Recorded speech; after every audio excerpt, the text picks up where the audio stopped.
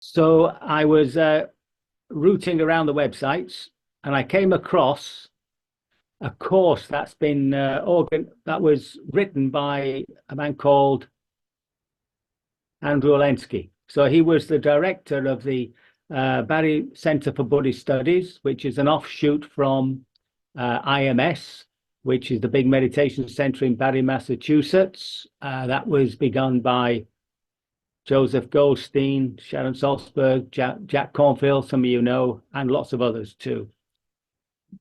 So he did a lot of good work while he was there, and they produced a very good magazine. Anyway, he's done a course based on the Karaniya Metta Sutta, which is what we normally go through at the end of this sitting. So I thought I'd just go through it to give you an idea of how the Buddha puts it all together. And then if you want, I'll put the link for that course if you want to take it a bit further. Okay. So I shall start. Namo tassa bhagavato arahato samma sambuddhassa. Namo tassa bhagavato arahato samma sambuddhassa. Namo tassa bhagavato arahato samma sambuddhassa. Homage to the Buddha, the Blessed Noble and fully self-awakened one.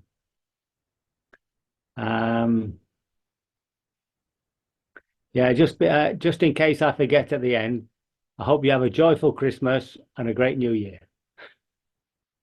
I usually forget to say those sort of things. Okay, so the Karaniya Metta Sutta is the discourse on what we ought to do in order to develop metta. That's what Karaniya means. And it comes from a very early strata of the Buddha's teachings.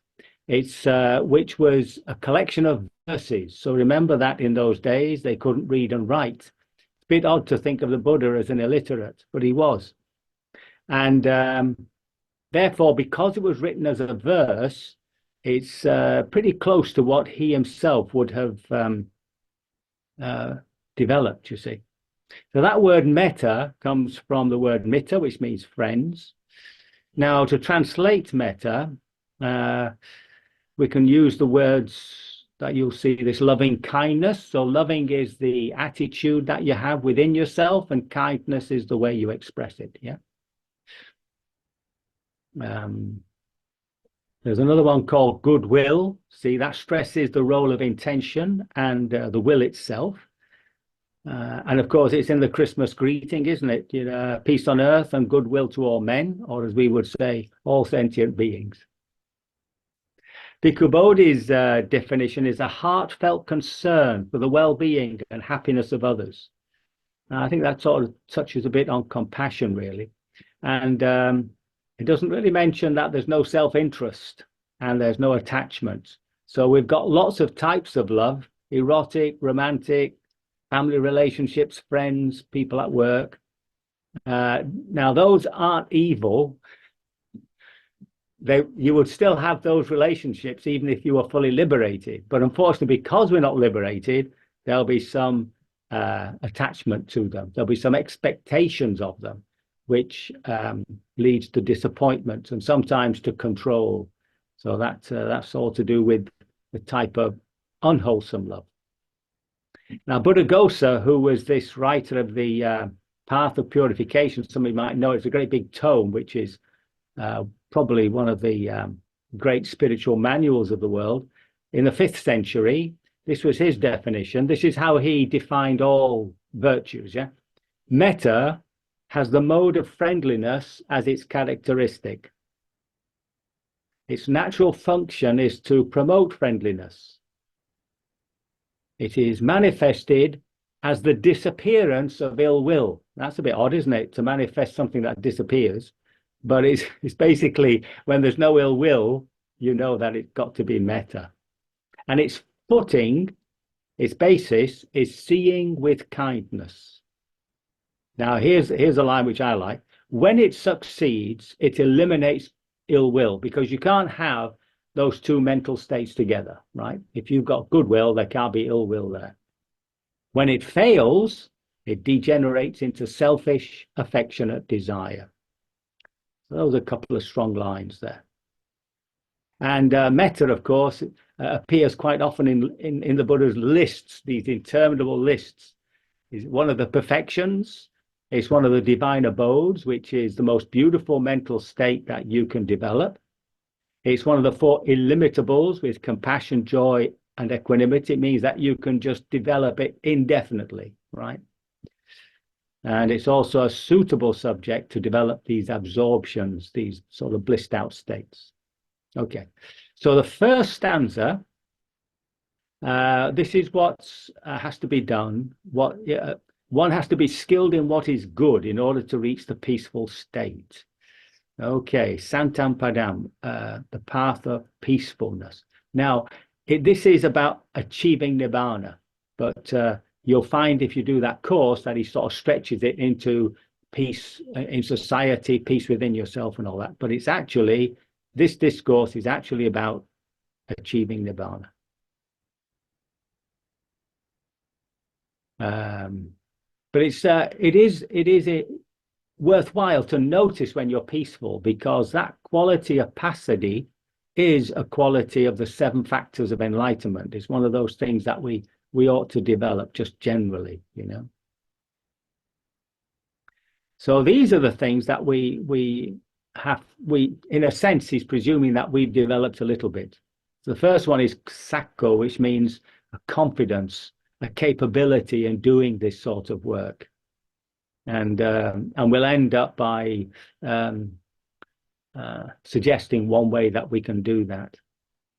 The next one is to be uju cha suhuju cha, which means to be upright, really upright. So this is to do with our moral rectitude, yeah, and to sort of get away from the stuff that comes out of delusion, of acquisitiveness, aversion, and fear.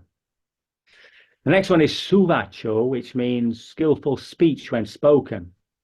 So it's to be, the speech has to be kindly, it has to be truthful, beneficial, and rather importantly, timely, right? So it might be kind, truthful, and beneficial, but you shouldn't have said it then.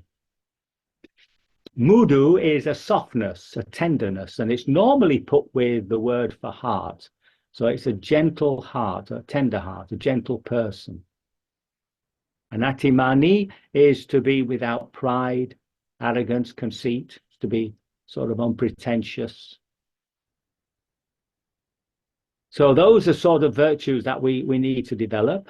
And then he carries on. Now, the next verse, he says, to be content, santusako, to be contented. Now, this isn't the contentment that you get when you've done a good job and you feel contented, or you've found someone whom you like to be with and you feel contented. This contentment is a basic line. It's a sort of basic attitude of contentment. To enter each moment with that sort of sense of this will do, right? This contentment doesn't mean you can't change something, but it underlies this everything that we do, a sense of contentment. The next one is subara, which means easily maintained, right? This actually probably refers to the monastics. But for us, but it's a case of making a distinction between what you need, what you want, and what is actually sufficient, and that will determine on whatever you have to do in your daily life. But basically, it's really needing only little, and these days, of course, with climate change, it has a bit more meaning.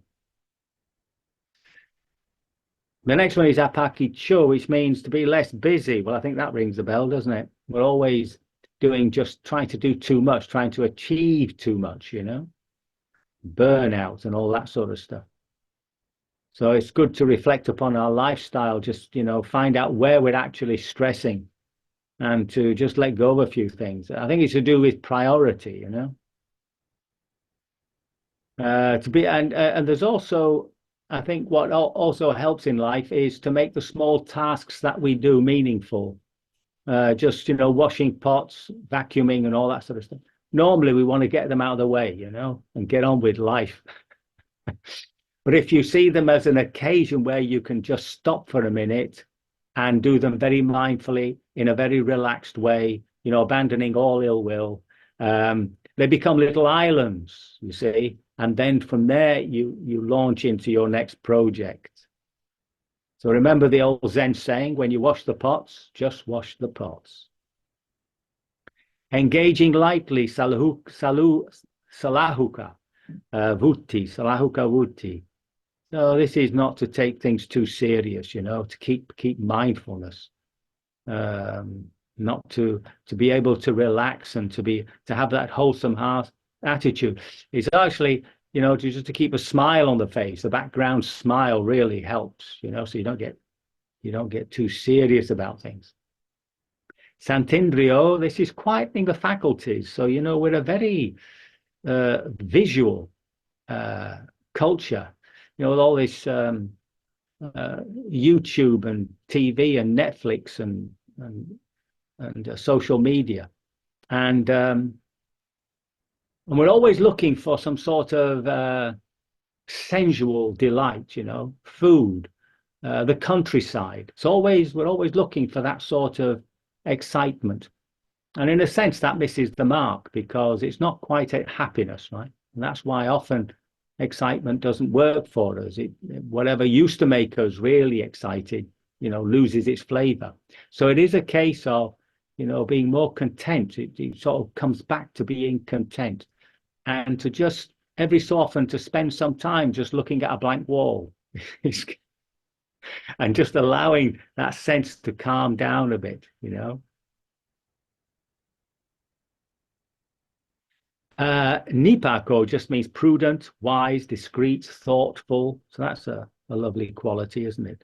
To be considerate, basically, to be considerate, to be aware of what other people need, not always centering upon ourselves. Apagabo means to be modest, to be courteous and not impudent. So again, it's about not pushing yourself.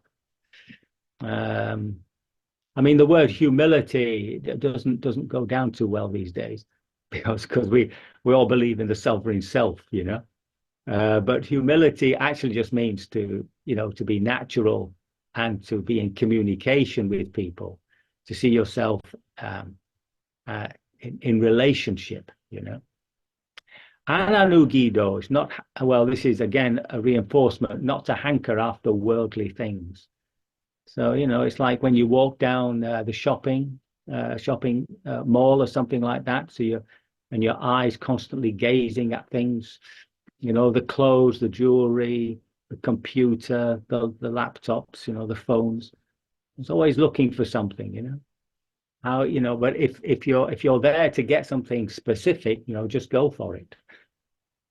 And then have a cup of tea.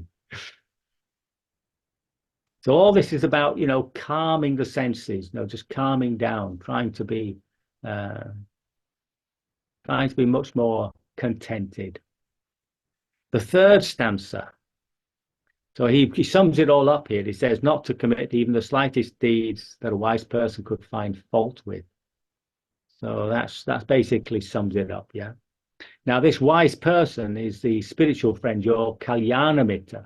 So that could be a teacher, it could be a very close friend, somebody whom you can talk to about things which have a spiritual meaning. And if there isn't one, there's always the Buddha within. I mean, when I have a moral question, or in a sense, any question, if I just sit very still and just ask this Buddha within, just plunk the question into the heart, I normally get a fairly good answer, So we have a sort of a wisdom inside us, But often, sometimes, of course, we're overcome with doubt, and to discuss it with somebody can be very helpful. And then we get the first well-wishing. So may all beings live in safety, kenino, and in gladness, sukhi, sukhinos. The word sukhi just means happy. And if you put a D instead, it's dukhi. That means you're not happy.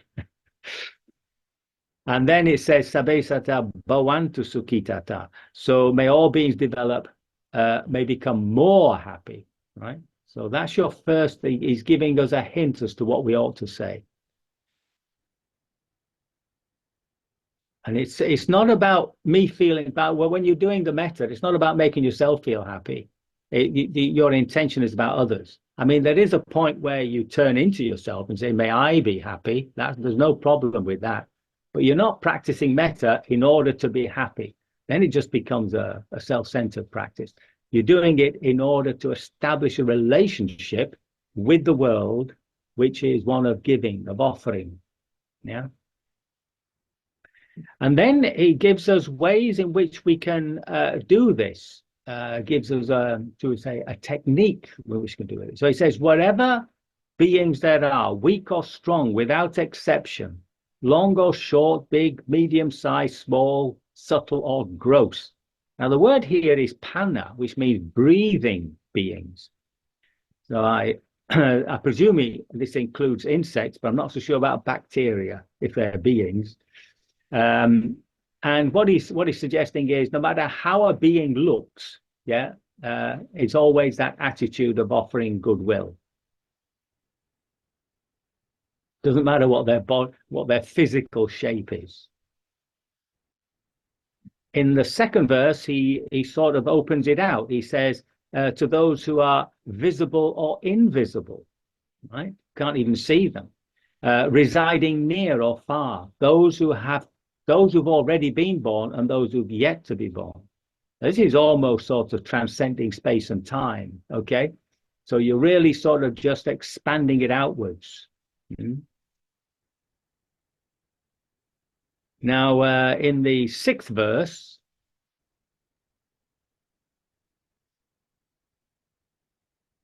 it's let no one now he's come back to, well, once you've developed this metta, you can't do this sort of thing. You can't deceive somebody.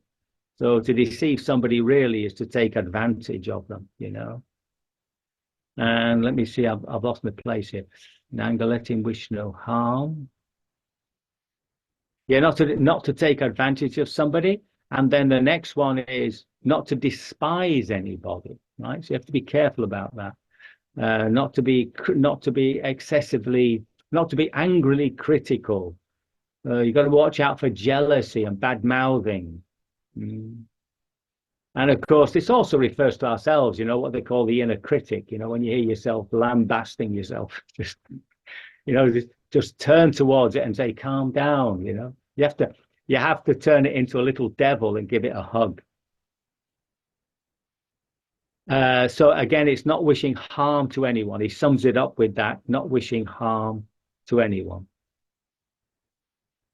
And in the seventh verse, he points out, just as a mother would protect her only child at the risk of her own life, even so we should cultivate boundless thoughts of loving kindness towards all beings.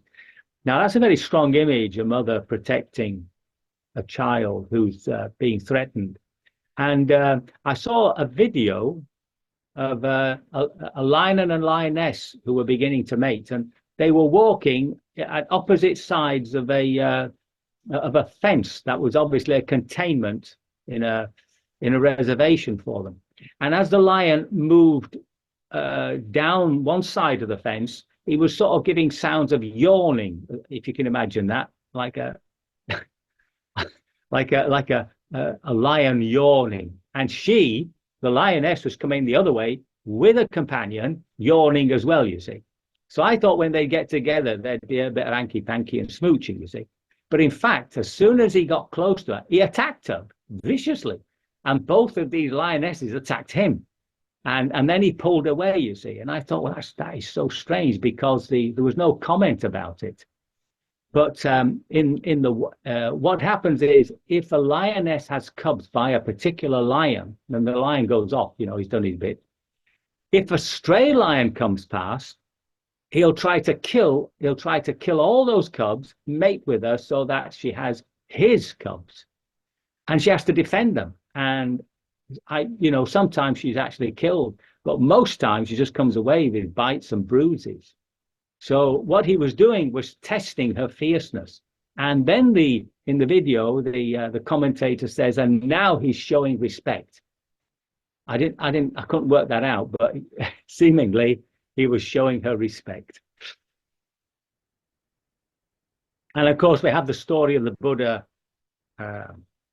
quietening the elephant that had been set upon him by the dastardly Devadatta, who was a cousin and wanted to lead the order. He had lots of criticism, and that was the picture I had up before. Just in case you didn't see it, I'll just share the screen quickly.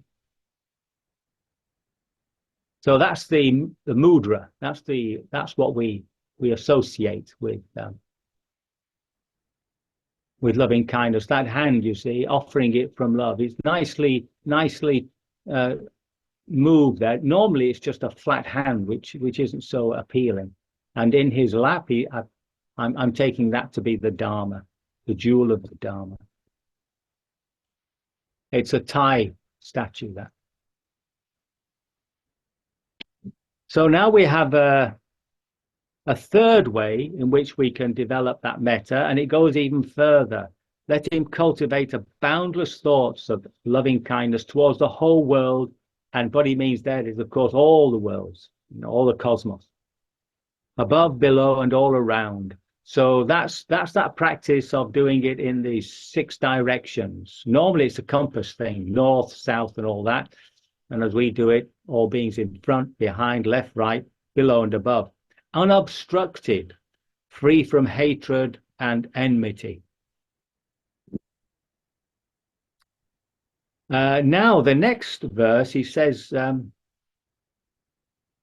whether he's saying that this should be developed all the time. It should be just a natural state of mind. So whether you're standing, walking, seated, or lying down, so as long as you're awake, you should develop this mindfulness. Now, whenever I read a translation, I always slip in affectionate there, right? It's not just mindfulness, it's an affectionate mindfulness. Now, just now, you see, as we're all looking at each other, just put a little kindling of kindness in your heart towards everybody. See? You can do it, can't you? See, that can be there all the time, even when we're not so aware of it. And that's what he's asking us to do. And he calls it a divine abiding. So this is like being a god. And in the final verse, he sums it up. He says, you don't want to have erroneous views. So these are about the views about how we create suffering for ourselves through wrong desire, understanding impermanence, and the fact that, we have to get used to the idea that we're going to grow old, sick, and die.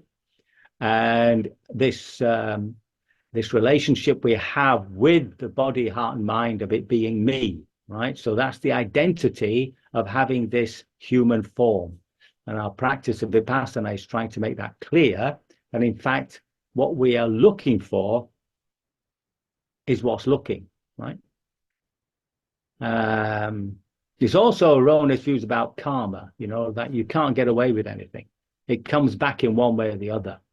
There's a very interesting quote from Jung that I came across. He says, whatever has been repressed will manifest as fate. And if you look at your life and you find yourself doing something over and over again, falling into the same sort of mistake, then underneath that, there will be some sort of suppressed or repressed mental state. I think that's really quite an insight. So and then endowed with these virtues and wise with insight. Now, the next line is a bit heavy because you have to abandon all sensual desire. But remember, it doesn't mean you stop eating. It just means to abandon the wrong desire, right? Which is that greed, which is trying to get happiness from the sensual world as a permanent thing. That's the problem. Happiness arises and passes away like anything else. And then he says, you don't have to be reborn again. The actual translation is not to be conceived in a womb. Basically, you don't have to be reborn. So that's just a quick run through this particular discourse. So, okay, so how do we practice it? Well, remember that it's good to have a touchstone. It's good to have something you can go back to, which raises that sense of warmth, that kindling in the heart. So, for instance, I know one teacher talks about holding a baby, you see. You use a pet. Yeah, we always love pets. Um, or we normally start with a benefactor. So that's somebody who warms the heart, you see. Now, if you've got that and you've developed it a bit, you can always go back to it. Whenever we move into a category and you feel that the warmth in the heart has gone, you just go back and remind yourself of that kindling by bringing that person or the pet or whatever it is to mind. And remember that you're developing it in order to develop right attitude towards all beings. And and the other thing is not to worry if it doesn't come, see, because the heart has its own logic, doesn't it? You want to feel loving, you're just not feeling it. So if you obsess about that, then it becomes a misery. But just by doing the practice, I think you'll find. Now, I was I have a poet, General Manley Hopkins, whom some of you might know. He's known as the father of modern English poetry, and some of his sonnets are really about his own spiritual development. And there's one that starts, "My own heart, let me more have pity on. Let me live to my sad self, hereafter kind, charitable. Not live this tormented mind, with this tormented mind tormenting yet. I cast for comfort, I can no more get by groping round my comfortless than blind eyes in their darkened day, or thirst can find thirsts all in all a world of wet." So those first two lines I've often used, my own heart, let me more have pity, you know. And if you can get that kindling within yourself, then you offer it out from there. I find it extremely strong.